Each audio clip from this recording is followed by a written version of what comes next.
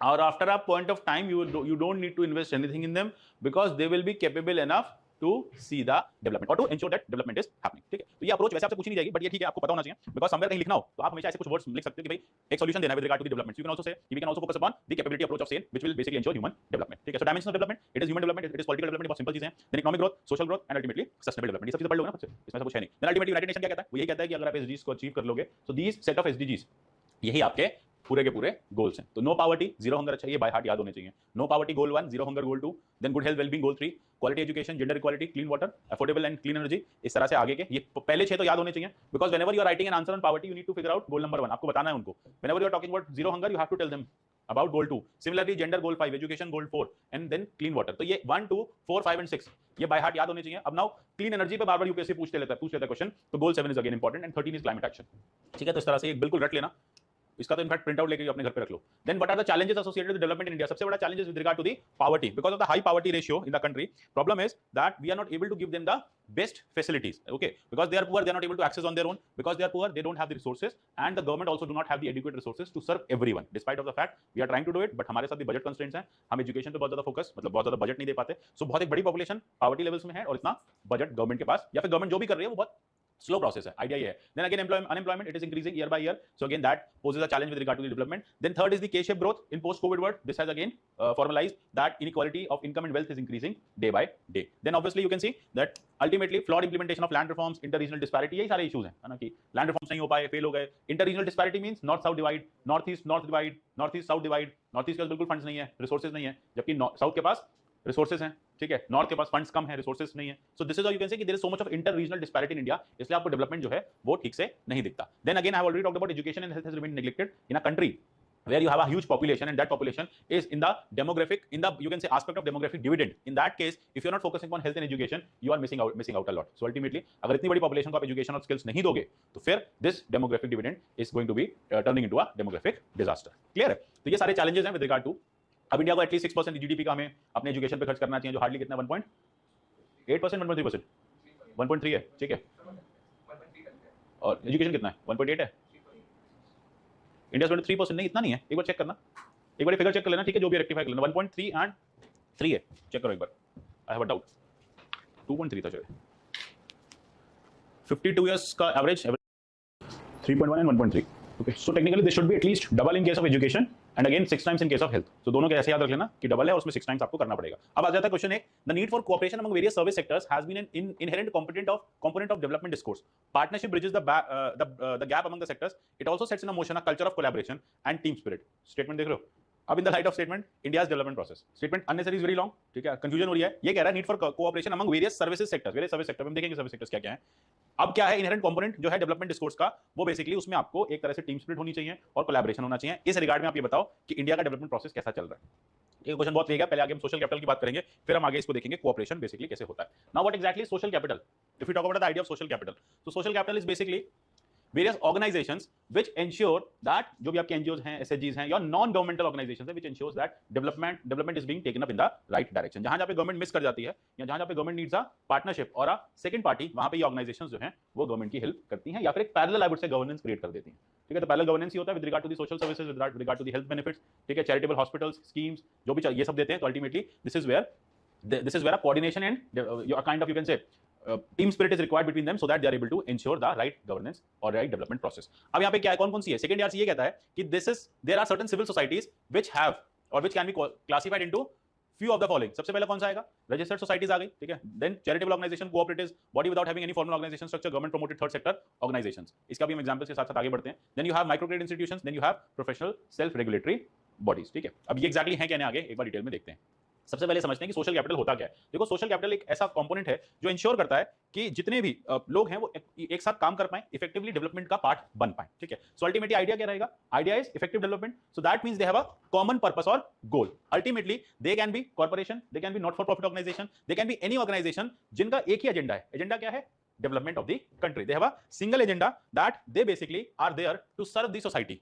ठीक है, according to the needs of the society. So that is why they are called civil society. In fact if you see in a democratic setup, civil society has a very important role. हमने देखा class जब हमने start की थी कि in governance civil society is the third stakeholder. After market, civil society happens to be a third stakeholder. So government, we have seen, government is the first stakeholder, where government has done all the schemes, government have all the laws to ensure that governance is in the right direction, development is in the right direction. Whenever government is not able to do, or there is some other party required, then the civil society actually ensures that the development process is not hampered. तो काम इनका यही है. अभी अलग अलग तरह से कर सकती हैं, जैसे कि इनके क्या क्या कंट्रीब्यूशन हो जाते हैं. सबसे पहले दे एजुकेट द सिटीजंस. ठीक है, there are certain NGOs which educate the citizens with regard to their rights. They basically ensure that the citizens are getting right kind of justice mechanism. ठीक है, then जैसे एक आरएलईपी है, वो basically rights के बारे में बताती है, उनको एजुकेट करती है with regard to what kind of constitutional rights they have. Rural litigation, empowerment of people. ठीक है, so this is with regard to the rural areas people, कि आप लोगों को कहां लिटिगेट करना है, कैसे आपको अपनी सर्विसेज अवेल करनी है, कैसे आपको आरटीआई का राइट यूज करना है. अब दिस आरटीआई एक्ट कैसे आया था? आरटीआई एक्ट आने से पहले there was huge you can say a kind of movement going on in the country. ठीक है, अरुणा रॉय की जो फाउंडेशन है, that was doing a huge movement, the information organization, and that basically resulted into the right to information act. ठीक है, तो एक काफी इन्फॉर्म सिटीजनरी थी जो गवर्नमेंट के साथ बैठी, जिसने गवर्नमेंट के साथ डिस्कस किया, जिसने अपनी बातें गवर्नमेंट पे रखी, एंड देन फाइनली गवर्नमेंट ने 2005 में एक ड्राफ्ट को अप्रूव किया और उसको इंप्लीमेंट कर दिया. So this is where role of civil society is, they teach the people, they also tell the government what people require. So at many times these civil societies are bridge between the people and the government. जैसे कि अगर आपसे कभी पूछा जाए, late us से कभी case study आ जाती है with regard to you are posted in Naxalite affected area. ठीक है, एक ऐसा एरिया जहां पे गवर्नेंस या गवर्नमेंट इंस्टीट्यूशंस मिसिंग है, तो आप वहां पे एक एग्जांपल ये भी लिख सकते हो कि if for a time being we are not able to establish the government over there, the institutions per se over there, we can always take the help of the civil society. So civil society can fill that vacuum, and it can be the right, you can say connecting agency between the people, those tribals over there, and the government. तो जितने time government वहां नहीं पहुंच पाती, civil society उस aspect को institutionalise कर देगी. तो सिविल सोसाइटी का एक और रोल होता है कि वो गवर्नेंस को इंस्टीट्यूशनलाइज कर देती है, जहां पे गवर्नमेंट एब्सेंट होती है. जहां पे प्रेजेंट होती है वहां पे उनको सपोर्ट करती है, जहां एब्सेंट होती है वहां एक पैरेलल गवर्नमेंट क्रिएट कर लेती है, जिससे लोगों की प्रॉब्लम्स रिजॉल्व हो जाए. ठीक है, so this is where. Second is agitator on behalf of the citizen. Citizen नाराज हैं, ठीक है, उन्होंने अपनी बात जो है एक ऑर्गेनाइजेशन को बताई, एनजीओ को बताई, या जो भी सिविल सोसाइटी है, सिविल सोसाइटी ने एक बड़ा प्रोग्राम रखा और गवर्नमेंट तक अपनी बात पहुंचाई. ठीक है, देन अल्टीमेटली सर्विस प्रोवाइडर, जहां पे एक्जैक्टली लोग नहीं, गवर्नमेंट नहीं पहुंच पा रही, वहां पे सर्विस प्रोवाइडर का काम करेगी, वॉचडॉग का काम करेगी.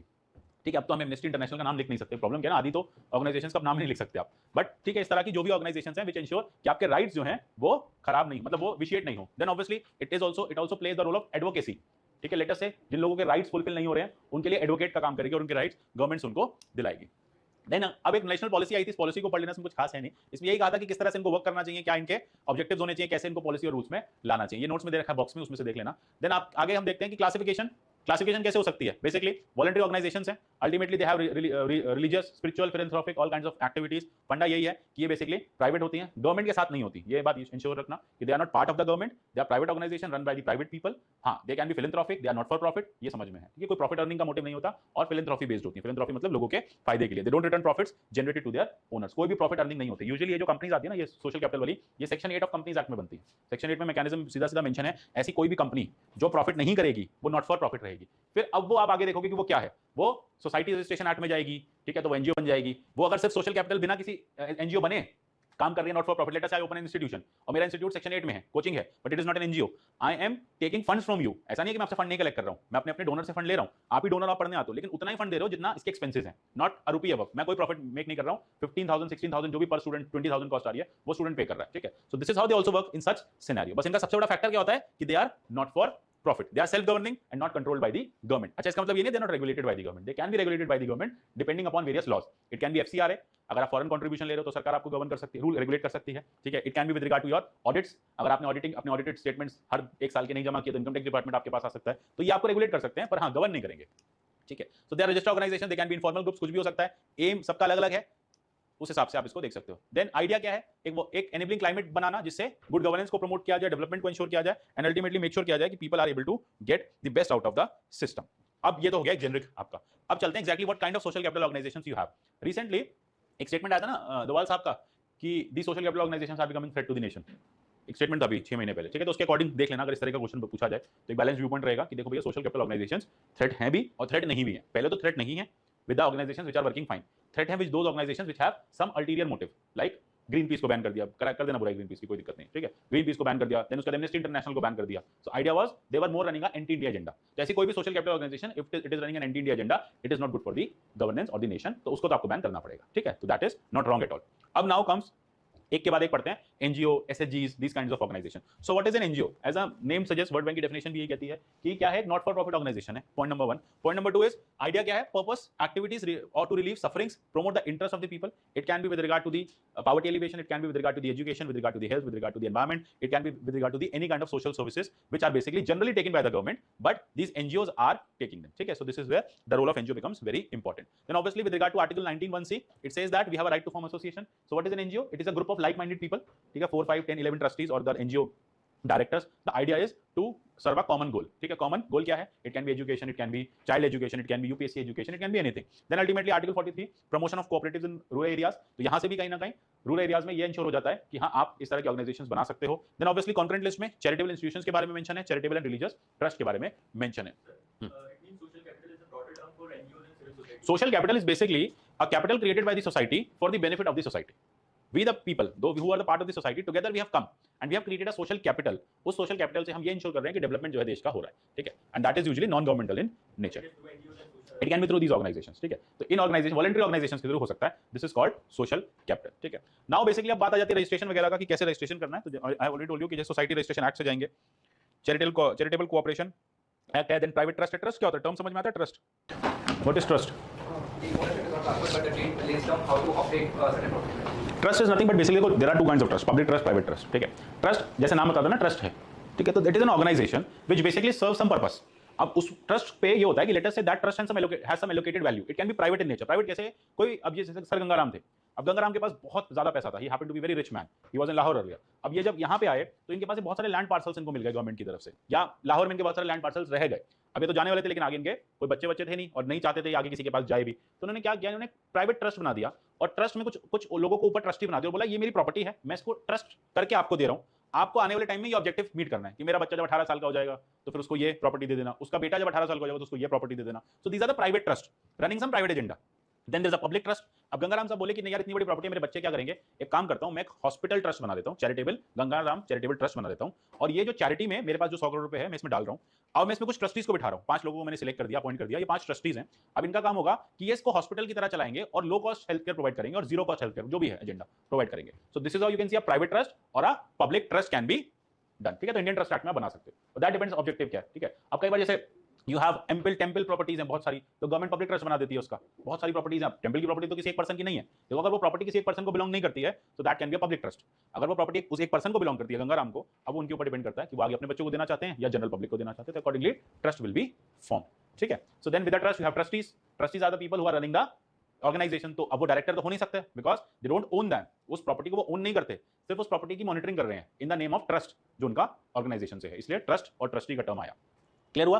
ठीक है? देन चैरिटेबल कॉर्पोरेशन तो प्योर चैरिटीज की होती है, फंडिंग लेना, डोनेशंस लेना और फर्दर डोनेशंस को आगे बांटना, दीज आर चैरिटीज, ठीक है? तो यू कैन, आप ट्रस्ट में कोई पैसा जमा नहीं करा सकते, let us you want to give some kind of money, आप कुछ चैरिटी करना चाहते हो तो फिर आप वो ट्रस्ट में नहीं दे सकते, क्योंकि ट्रस्ट के पास अपना पूल होता है, वो किसी से पैसे नहीं लेते, उनकी सेल्फ रेगुलेशन से अर्निंग आ जाती है, या उनके पास ऑलरेडी पूल ऑफ मनी पड़ा होता है पहले से, जैसे गंगाराम चैरिटेबल ट्रस्ट में था। हाँ, अब ये चैरिटेबल लगा दिया वर्ड यहाँ पे, तो ठीक है भाई, it is open to some money also, आप साल में जाओ और 20-25 हज़ार 50 हज़ार रुपए गंगाराम ट्रस्ट में जमा कर दो, चैरिटेबल है क्योंकि वो फर्दर पीपल लोगों की चैरिटी कर रहा है, ठीक है? Missionaries of charity, yes.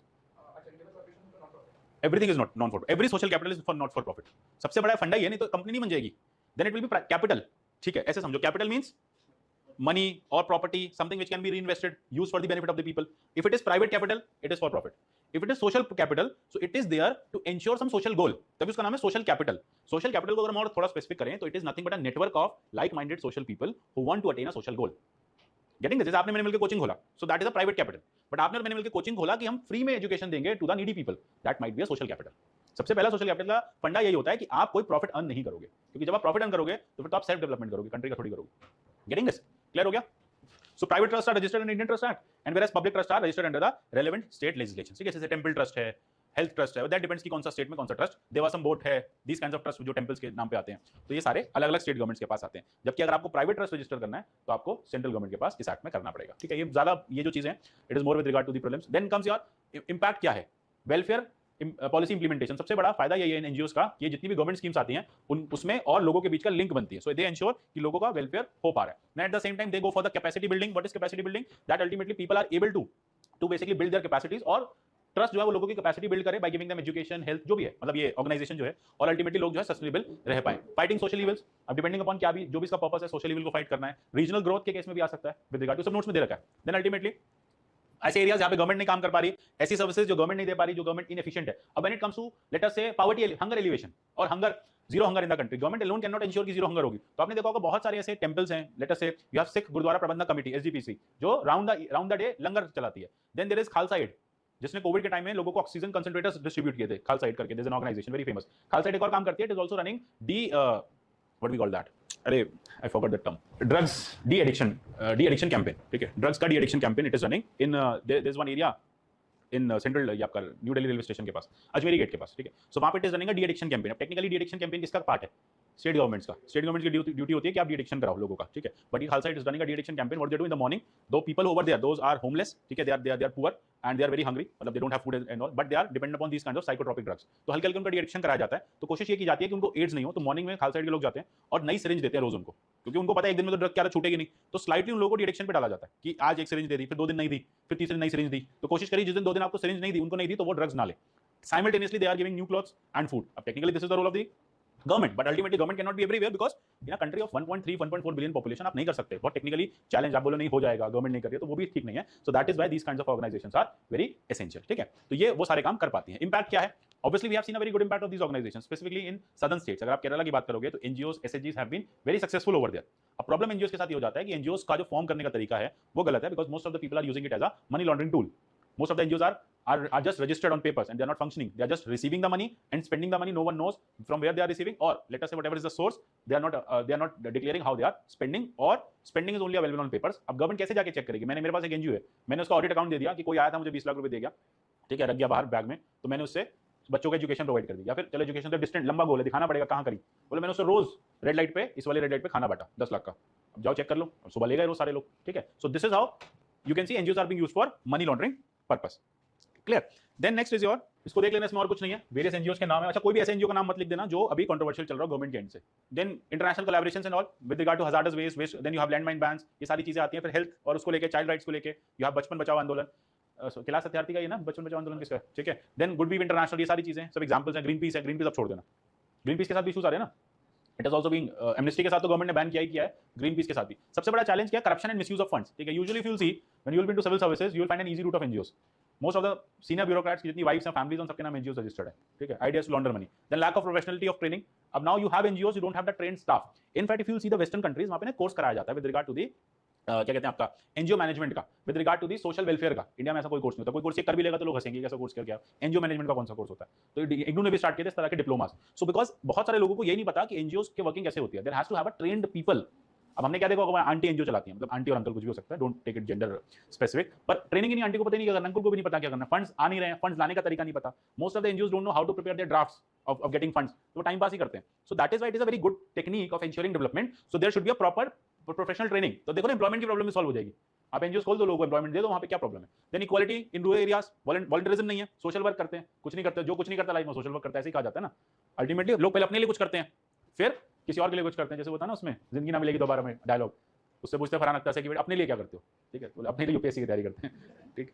So then lack of funds, सबसे बड़ा प्रॉब्लम है कि एनजीओस के साथ गवर्नमेंट की देखो ग्रांट्स नहीं आती, गवर्नमेंट की ग्रांट्स अप्रूव हो जाती है तो कभी रिलीज नहीं होती, एंड इंटरनेशनल फंड्स को लेकर क्राइसिस हो जाती है। एफसीआरए के norms are very strict now. So technically most of these good agencies, those who are doing good work, due to the lack of fund they are also not able to run their organisations, ठीक है। तो transparency accountability में आ जाएगा starting में, corruption and misuse में, transparency issue, accountability issue, ठीक है। Then उसके बाद रजिस्ट्रेशन को लेके बहुत ज्यादा वो है, like what we say proxy registrations are there, ठीक है। So people who are unconnected living in different state. अब मैंने कोई एनजीओ खोलनी है तो मैं कोई 7 लोग पकड़ के अलग अलग स्टेट से खोल दूंगा, उनके आधार कार्ड ही तो चाहिए, ठीक है। आइडिया बस ये कि वो एक दिन एक साथ होने चाहिए। Let us say that NGO is registered in Delhi, तो I just need to call them in Delhi for a day so that they can sign the bank document. बस जिस दिन अकाउंट खुल गया उस दिन मुझे उनकी कोई जरूरत नहीं, वो अपने घर बैठे, मेरे पास जो पैसा आएगा लॉन्डर करके उनको थोड़े थोड़े पैसे देता रहूंगा, वो भी खुश, मैं भी खुश। This is how NGOs are running, ठीक है। बिकॉज प्रॉपर केवाईसीज नहीं होती हैं, ऑब्जेक्टिव्स नहीं होते, इनफैक्ट बैकग्राउंड चेक्स करने चाहिए। People who want to open an NGO, the government should do background checks, ठीक है। इनफैक्ट इनकी एक ऑडिट, इनकी रिपोर्ट होती है monthly, sorry annual audit report, वो गवर्नमेंट वो ये सबमिट नहीं करते।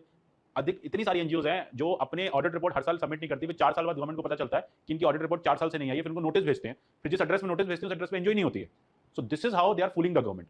एंड इनके फिर गवर्नमेंट को एट लास्ट उनके फंड्स फ्रीज करने पड़ते हैं, और लेकिन तब तो 4 साल निकल जाते हैं, तो हो गया बस, 4 साल बहुत हो जाते हैं। Getting this? So these are some important KYC measures which are required, background checks are required, those who are running the NGOs, because ultimately what is happening over here is you are using the fund for the public development, ठीक है। अगर आप government NGO मतलब government से funds लेके NGO चला रहे हो, तब तो देखो you have a responsibility, you have accountability. If you are running a private NGO, no one is there to ask you. It has become a parallel business. कुछ नहीं होता, NGO खोल लो और 10-12 लोगों का फंड पकड़ के लॉन्डर करके वापस दे दो 20-30% पे। Getting this? So this is what is the problem with regard to then effective monitoring, यही बात मैं आपको बता रहा था, commission of inquiry to investigate NGOs financial mismanagement, then उसके बाद committee is responsible for overseeing and monitoring the activities. There is no effective monitoring of these NGOs. Then again cooperative approach, colleges, universities, school, they can work together, they can give training to young graduates कि भाई आप भी NGO management का course करो और आओ और खोलो NGO, गवर्नमेंट नहीं कर पा रही है, आप करो थोड़ा सा public benefit. Then concentrating on remote regions which are far off. You will see most of the NGOs are registered in Delhi, operating from Delhi, because Delhi is a hub of where you can get the funds. So no one wants to work in northeast or in Kargil or in down south, कोई नहीं जाना चाहता, ठीक है। Then ultimately government should also basically upload them, ठीक है, जो भी कंट्रीब्यूशंस उनके सर्विसेज को रहे हैं, जैसे अक्षय कुमार के लिए कहा ना बेस्ट टैक्स पेयर हो, कभी एनजीओ के लिए बता दिया करो बेस्ट एनजीओ है, बताया कभी? बताते ही नहीं है। So ultimately this will give boost, ठीक है, incentive, incentivisation always work. Ethics में एक चीज हमेशा याद रखना, सोशलाइजेशन में, वैल्यू सिस्टम में एक कॉन्सेप्ट होता है इंसेंटिवाइजेशन का। If you will give incentive to a child, ठीक है, reward to a child, he will always try to do the best if he is being rewarded for his actions. अब आपने अक्षय कुमार को रिवॉर्ड क्यों दिया? क्योंकि अक्षय कुमार को देख के बाकी लोग भी ज्यादा टैक्स दे रहे। This is way you are creating a reward mechanism कि देखो इनका सर्टिफिकेट में नाम है, कल आपका भी आ सकता है, ठीक है। तो अब लोग कह रहे हैं हम इतना कमाते ही नहीं, कहां से दे? सो बट ठीक है, आइडिया इज टू पे द टैक्सेस, जितना है उतना दे दो, but this reward mechanism works. तो ये रिवॉर्ड देना गवर्नमेंट को बहुत नेसेसरी है। गवर्नमेंट एनजीओ को लेकर बहुत ही एपैथेटिक बिहेवियर रखती है, ठीक है, उनको कहीं पे प्रमोट नहीं किया जाता और वो कहीं भी पॉलिसी मेकिंग का पार्ट नहीं बनते। So these NGOs are should also be made the part of the policy making, so they are important for policy making. Then funds mobilisation, people mobilisation, resource mobilisation and implementation of policy, मतलब policy बनाने से लेके policy implement करने तक, उसके benefit देने तक इनका एज अ इंपॉर्टेंट रोल हो सकता है। They can have a parallel system. Supreme court ने जैसे बोला कि ऑडिट करो, इतने 30 लाख एनजीओज हैं, थाउजेंड्स जो हैं वो वॉलंटियर ग्रुप्स हैं, गवर्नमेंट से ग्रांट्स तो ले रहे हैं, बट उनको ये नहीं पता खर्च कैसे करना है, मनी पड़ा हुआ है या वेस्ट कर रहे हैं। आइडिया ये नहीं है कि मनी पड़ा हुआ है, आइडिया कि वेस्ट करते हैं पैसा, जस्ट अपने इंफ्रास्ट्रक्चर में खर्च कर देते हैं, फिर पैसा वापस आ जाता है बाद में। तो they have build lavish offices which is doing nothing, okay. ये एक बड़ा प्रॉब्लम है। तो ये सारी ये सब चीजें आपसे पूछी जा सकती है। Then concern related with the legitimacy, just 10% of the NGOs file annual income and expenditure, बाकी का पता ही नहीं कहां है। तो फिर उसका इंटेलिजेंस ब्यूरो की रिपोर्ट आई थी जिसने कहा कि फॉरेन फंड्स हो रहे हैं, एंटी न्यूक्लियर फंड्स हो रहे हैं, जीमो प्रोटेस्ट के लिए फंड्स लाए जा रहे हैं। तो दीस एनजीओज आर बीइंग मिसयूज्ड। अब रिहाना वाला केस याद है ना, तो वही मतलब एग्जैक्टली लिखना नहीं है, बता रहा हूं मैं। तो ये गवर्नमेंट हमेशा एक्यूज करती है। तो देखो वैसे तो बोलेंगे नहीं, बट गवर्नमेंट के एंड से क्या एपैथी है कि आप इस तरह से ना, इस तरह से आप इनको वो नहीं कर सकते लाइक। देन उसके बाद ये सारी चीजें देखना, विजय कुमार कमेटी की रिकमेंडेशंस इंपॉर्टेंट है। अब रिकमेंडेशंस में क्या है कि प्रॉपर रेगुलेशन होना, एक्रेडिटेशन गाइडलाइंस आना, what is accreditation guidelines, depending upon their performance you will be giving them a certificate, accreditation, A class NGO, A plus NGO, B plus NGO, ठीक है। So this is called accreditation. समझ में आया accreditation? Yes.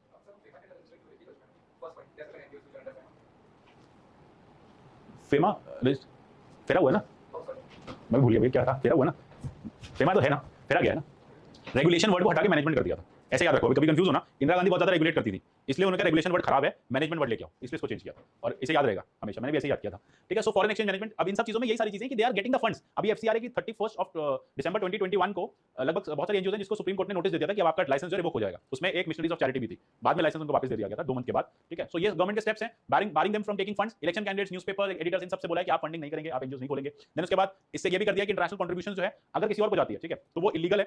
Then KYC norms को strict कर दिया, FCRA में को और ज्यादा स्ट्रिक्ट कर दिया। एफसीआरए का भी अमेंडमेंट आया था 2020 का, उसमें इसको स्ट्रिक्ट कर दिया, आगे पढ़ेंगे। स्पेंडिंग की लिमिट को स्ट्रिक्ट कर दिया है कि आपको बहुत ज्यादा पैसा, लेटर से प्रॉब्लम क्या आ जाता था कि आप टोटल जो भी मनी आप लेके आ रहे हैं उसके 50% से ज्यादा आप अपने ऑफिशियल एक्सपेंडिचर्स नहीं करेंगे।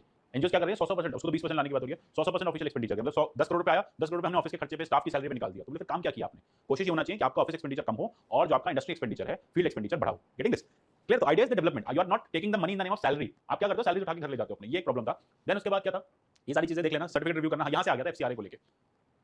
This is with regard to the FCRA, ठीक है। Foreign funds and missionaries of charity exactly समझते था क्या? एमएचए ने ये कहा था कि मिशनरीज ऑफ चैरिटी का जो एफसीआरए लाइसेंस है वो हम रिवोक कर रहे हैं। रिवोक इसलिए कर रहे हैं क्योंकि इन्होंने टाइम से हमें ये नहीं बताया कि कितना फंड्स इन्होंने कैसे लिया है, और सबसे ज्यादा हमें एडवर्स इनपुट्स आए कि जो फंड्स लेके आ रहे हैं they are using it for the destabilisation of India. 6 दिन बाद रिवोक भी वापस भी दे दिया था, बट अल्टीमेटली एफसीआरए होता क्या, ये इंपॉर्टेंट और कैसे काम करता है, ठीक है। So FCRA basically foreign contribution regulation act, ये इंदिरा गांधी लेके आई थी during emergency. Again the problem was that there were too many NGOs who were propping up at that point of time and challenging the government. अब government क्या कहती है at that point of time कि नहीं, हमें तो इसको regulate करना है, बिकॉज ऐसा फियर है that they are interfering with India's integrity. So she came up with idea कि चलो एक काम करते हैं, जो भी फॉरेन मनी इंडिया में आ रहा है उसे रेगुलेट करना शुरू कर देते हैं, और उसके रेगुलेशन के लिए हम फॉरेन कंट्रीब्यूशन रेगुलेशन एक्ट लेके आ रहे हैं। आइडिया क्या है? To regulate foreign donations to individuals and associations so that they are function in a manner consistent with the values of sovereign democratic republic. बस इतना आइडिया था। अब ये बहुत वेग है अपने आप में, this is very vague statement, ठीक है. So ultimately you want to regulate foreign donations so that they are inconsistent with the sovereignty of India, democracy of India, Republic of India. ठीक है. तो अब ये तो हर गवर्नमेंट इसको अपने अकॉर्डिंग मिसयूज कर सकती है और ये हुआ था इंदिरा गांधी के टाइम में. Once FCRA was brought in, जितनी भी NGOs थी who were getting the foreign funds, in fact those NGOs were related to various business houses, various politicians, सबके NGOs बंद कर दी थी उस टाइम पे और फंड्स पे कैप लगा दिया था so that no fund can reach India. अब amendment again was done in 2010, so that was with regard to the utilization of foreign funds and to prohibit their activities determined to national interest. This was again done by UPA in UPA 2. क्यों? क्योंकि 2008 में बहुत सारे tribal rights associations की NGOs आ गई थी and they were basically challenging the policies of the Congress government. तो कांग्रेस ने कहा अच्छा सारा फंड फॉरेन से आ रहा है, चलो आपका FCRA ट्वीट कर देते हैं, फंड ही नहीं आएगा तो कैसे करोगे with regard to the tribal development. Then in 2020 law was again amended, current government giving the government tighter control and scrutiny over the receipts and utilization of foreign funds. अब क्या कर दिया? Now they are required to file annual returns, they must not transfer the funds to another NGO. ये एक NGO ने fund लिया, उसने दूसरी अपने एनजीओ क्या करती है, लेटर से NGO based in Delhi, one NGO based in Patna. अब एनजीओ का जो काम है वो पटना में है, मतलब लेटेस्ट से जो हमने प्रोजेक्ट लिया है वो पटना का है, बट मेरी एनजीओ दिल्ली में है, तो मैंने मुझे फंड्स मिले तो मैं पटना वाली एनजीओ के साथ टाई अप कर लूंगा और फंड्स उसको ट्रांसफर कर दूंगा, मेरे बेहाफ पे काम करेगा. ठीक है. और फंड्स का हम डिवीजन कर लेंगे जो भी होगा. गवर्नमेंट ने मना कर दिया इस तरह से नहीं होगा क्योंकि इससे मनी का मैकेनिज्म जिस तरह से आप सर्कुलेट कर रहे हो अकाउंटेबिलिटी नहीं फिक्स हो रही है. ठीक है. फंड कोई ले रहा है, यूज कोई कर रहा है, रिपोर्ट कौन फाइल करेगा, फिर इसकी ऑडिटिंग कौन करेगा. Getting this. Then act also prohibits foreign funds by candidates for elections. ये चीज प्रोहिबिट कर दी है, कोई भी ऐसा पर्सन वो कोई भी फॉरेन फंड नहीं ले सकता. Then FCRA requires every person NGO wishing to receive foreign donations to be registered under that. Recently वो जुबैर वाला केस हुआ था ना, ऑल्ट न्यूज वाला, उसमें भी FCRA के नॉर्म्स भी आए हैं साथ में कि आप फॉरेन कंट्रीब्यूशंस ले रहे थे, ऐसा बोला गया था, लेकिन अभी ऑडिटिंग चल रही है. ऐसा ऑल्ट न्यूज का कहना है हमने कोई भी फॉरेन फंड्स नहीं लिए हैं. ठीक है. बट अल्टीमेटली लेटर से that is subject to scrutiny. हमारा पॉइंट ऑफ कंसर्न नहीं है, मैटर ऑफ डिस्कशन है बस. ठीक है. देन उसके बाद क्या करेंगे, एक बैंक अकाउंट ओपन करेंगे फॉरेन फंड्स के लिए और ये बैंक अकाउंट सिर्फ SBI की दिल्ली ब्रांच में ही खोला जाएगा. Let us say I have NGO in Madras, in Chennai sorry, and I want to run I want to take FCR, I want to take foreign funds, तो मुझे दिल्ली आके FCR अकाउंट SBI में खोलना पड़ेगा जिससे गवर्नमेंट मेरे फंड्स को मॉनिटर कर सके और जब भी उन्हें लगे वो फॉरेन फ्रीज कर सके. लोकलाइज होगा ना, यहाँ पे उनके कंट्रोल में होगा SBI में, तो जल्दी फंड्स फ्रीज हो जाएंगे. तो इसलिए उन्होंने कहा एक सिंगल अकाउंट रहेगा और इस अकाउंट में सिर्फ और सिर्फ आप फॉरेन फंड्स ही रिसीव करोगे. एनजीओ जिनको फॉरेन फंड्स लेने हैं उनको अप्लाई करना पड़ेगा, रजिस्ट्रेशन लेना पड़ेगा, उनको पूरा अपना डेफिनेट प्रोग्राम बताना पड़ेगा, कौन कौन एसोसिएटेड है, कौन पूरा बैकग्राउंड चेक होगा, फिर आपको FCRA का लाइसेंस दिया जाएगा. उसके बाद MHA जो है वो आपके घर पुलिस भेजेगी, चेक कराएगी कि भैया काम क्या कर रहा है नहीं कर रहा है, पूरे एंटीसीडेंट्स चेक किए जाएंगे, फिर आपको लाइसेंस मिलेगा. तो ये जरूरी थी चीजें, दीस आर इंपॉर्टेंट थिंग्स जो होना जरूरी था. एप्लीकेंट फिक्टिशियस नहीं होने चाहिए, जैसे मैंने आपको क्या बताया. अभी मैं फिक्टिशियस एनजीओ खोल सकता हूं, मैं कोई 7 लोग का आधार कार्ड ले आऊं, बस एक दिन मुझे चाहिए, एक दिन सोसाइटी रजिस्ट्रेशन होना है और एक दिन बैंक अकाउंट में साइन होने. उसके बाद वो लोग हैं नहीं है, किसी को कोई मतलब नहीं, मेरे पास फंड आते रहेंगे. Getting this. बट FCRA के लिए गवर्नमेंट ने इंश्योर कर दिया है कि कोई भी बेनामी एनजीओस नहीं खोली जाएंगी. सबसे बड़ा प्रॉब्लम एनजीओस का है बेनामी ट्रांजैक्शंस का. देन उसके बाद एप्लीकेंट्स जो है उनको बेसिकली ये इंश्योर होना चाहिए कि मेरे पास लेटर से मुझे FCRA लेना है तो मेरे को कोई भी पुराना क्रिमिनल रिकॉर्ड नहीं होना चाहिए, कम्युनल वायलेंस का, प्रोसिक्यूशन नहीं होना चाहिए, डिसहार्मनी का, कोई भी मिस यूटिलाइजेशन ऑफ फंड्स का मेरे पे चार्ज नहीं होना चाहिए. ठीक है. सेडिशन मैंने नहीं किया होना चाहिए. सो टेक्निकली मैं हर वो चीज नहीं करनी होनी चाहिए जो गवर्नमेंट या एस्टैब्लिशमेंट के अगेंस्ट है. ठीक है. देन अल्टीमेटली ये सारी चीजें हो गई थी. देन वंस ग्रांटेड 5 साल के लिए वैलिड होगा, फिर उसके बाद वापस से रिन्यूअल की एप्लीकेशन डाली जाएगी. So that government can check every 5 years. इसलिए मिशनरीज ऑफ चैरिटी फंसी थी इस बार कि उसके 5 साल पूरे हो रहे थे और गवर्नमेंट ने उसको वो देने से मना कर दिया था, FCRA का लाइसेंस रिन्यू करने से. Then they went to court, तो कोर्ट ने कहा कि ठीक है भाई, दे आर ट्रस्टेड ऑर्गेनाइजेशन, लंबे टाइम से काम कर रहे हैं, लेकिन जो बाकी छोटी-छोटी ऑर्गेनाइजेशंस हैं, जो बाकी 6000-7000 ऑर्गेनाइजेशंस हैं, लिस्ट में उनको ढूंढो, वो सब नहीं मिली, तो FCRA इनका रिन्यू कर दिया गया. ठीक है. ये 5900 एनजीओ जो है ये बेसिकली खत्म होनी थी, इसमें ऑक्सफैम भी थी और अल्टीमेटली उन सब का रिपोर्ट गवर्नमेंट अब ढूंढ रही है. ठीक है.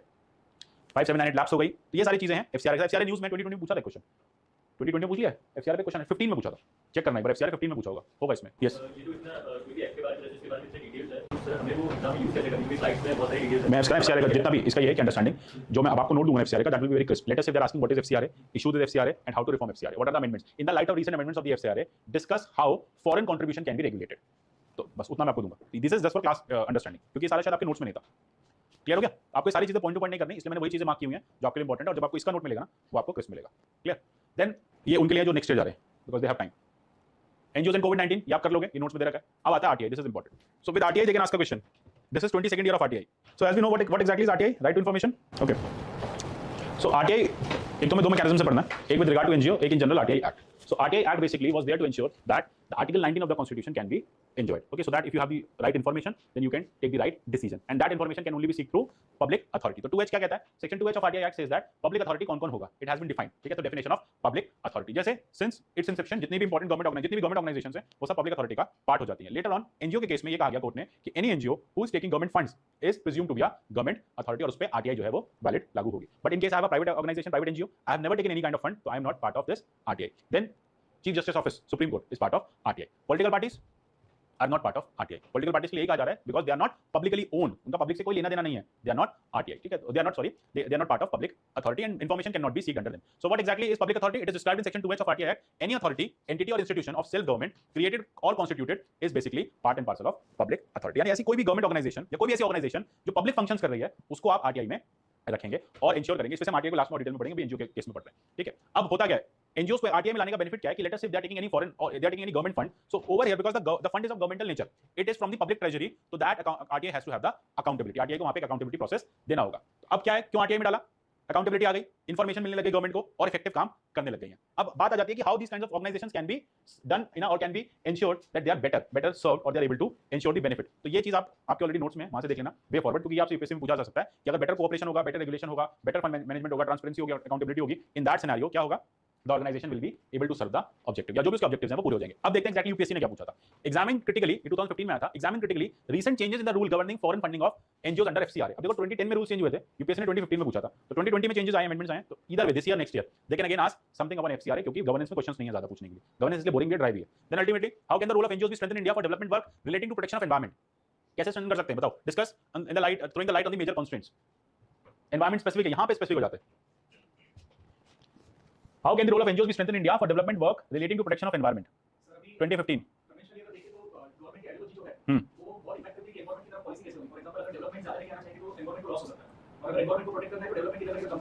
एनजीओज कैन बी स्ट्रेंथन, हां तो इस पर्टिकुलर कॉन्टेक्स्ट में एनजीओज का रोल काफी इंपॉर्टेंट हो जाता है। अगर एनजीओज को स्ट्रेंथन किया जाएगा प्रॉपर्ली तो वो एनवायरमेंट के लिए ज्यादा अच्छा काम कर सकते हैं।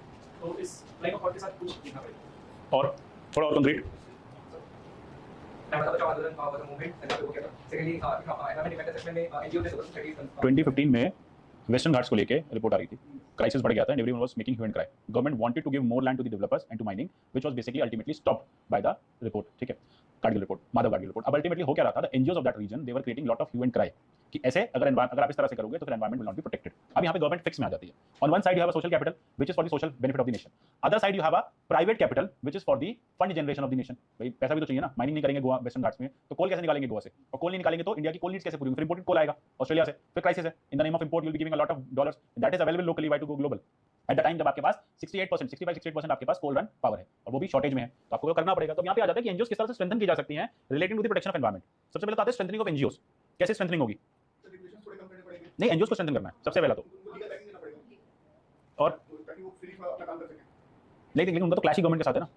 एनजीओज का तो क्लैश सबसे बड़ा या तो क्रोनी कैपिटलिस्ट के साथ है। अब एनजीओ किसके अगेंस्ट जाएगी, Adani Ambani, Sterlite copper. In fact 2010 में एक और रीजन था, 2010 में जो ये नॉर्म स्ट्रिक्ट करने का एफसीआरए का रीजन ये भी था कि स्टरलाइट के जो प्लांट्स, वेदांता के जो प्लांट्स है माइनिंग के, उस पर बहुत सारी एनजीओज जो है एक्विजिशंस उठा रही थी, तो कांग्रेस को लगा इन एनजीओज को कम कर देते हैं, एफसीआरए के नॉर्म स्ट्रिक्ट कर देते हैं, अपने आप एक्विजिशन बंद हो जाएंगे।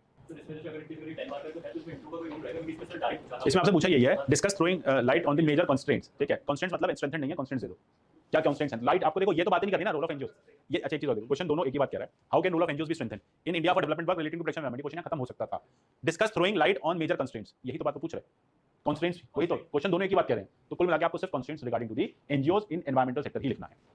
तो 2-3 कंस्ट्रेंट्स, क्योंकि 10 मार्क है, 5 कंस्ट्रेंट और 5 उसके सॉल्यूशन, बस हो गया विदाउट एनी इंट्रोडक्शन, ठीक है। आपको ये नहीं बताना है एनजीओ वो पता है, यहाँ पे देखो क्वेश्चन का नेचर बता रहे हैं कि दोनों they know what is NGO, उनको एनजीओ से कोई मतलब नहीं, no they are directly asking how can role of NGO be strengthened in India for development work relating to environment, तो ये भी क्रिस्प कर दिया। तो आपको एनजीओ नहीं मेंशन करना है, NGO means so and so organization which has so and so function, ऐसा कुछ नहीं, उन्होंने सीधा पूछा एनवायरमेंटल ऑर्गेनाइजेशन और उनके कंस्ट्रेंट्स, दैट्स इट। अब आंसर लिख के लाओगे आप एग्जैक्ट 150-160 वर्ड्स में। अब तो मैंने बहुत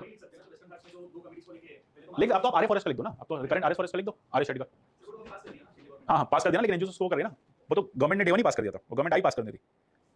उनका सबसे पहला यही था कि मैं जिस दिन वापस आऊंगा सबसे पहले आरए फॉरेस्ट हटेगा, मतलब वो जो भी शेड बनना है वो बनेगा, because that is again demand of. अब देखो देयर आर टू पीपल, मतलब two kind of people divided over there. एक कह रहे हैं कि नहीं forest has its own essence because of the forest life. अब वहाँ पे कोई चीता भी मिला था, नहीं कौन मिला था, चीता तो नहीं, चीता तो आएगा अभी, लेपर्ड मिला था, चीता तो इंट्रोड्यूस हो रहा है ना, कहाँ इंट्रोड्यूस हो रहा है, कौन नेक्स्ट पार्क में।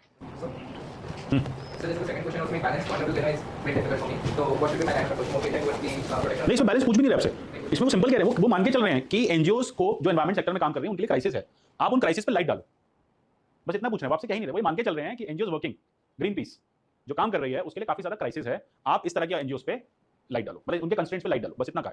इन Indian government, in the Indian governance system the role of non state actors has been only marginal, critically examine the statement. अब यहाँ क्रिटिकल एग्जामिनेशन है नॉन स्टेट एक्टर्स, यहाँ पे आपसे पूछा सीधा नॉन स्टेट एक्टर्स है, ठीक है। So what are non state actors, all the social capital organizations which are not the state are non state actors, ठीक है। अब नॉन स्टेट एक्टर्स को हम इंटरनेशनल सिनेरियो में यूएन, वर्ल्ड बैंक, तालिबान कुछ भी गिन सकते हैं, लेकिन यहाँ पे क्योंकि बात है इन इंडियन गवर्नेंस सिस्टम, बात सीधी गवर्नेंस का क्वेश्चन है, आईआर पे नहीं जाना है। Role of non state actors has been only marginal, हमने देखा ना क्या कॉन्स्टेंट थे एनजीओज के, जो एनजीओज के कॉन्स्टेंट थे वही यहाँ पे रोल है मार्जिनल। क्यों मार्जिनल है, क्योंकि either there is no know how, ठीक है, there not adequate amount of funds, there is no working capital with them, working capital as in no skills, ultimately there is no government backing, there is no government recognition, no accreditation policy, so that is why their role is very marginal. They could have done better with regard to the governance of the nation, provided they should have adequate measures. Clear हो गया? Quit out? हाँ, quit out?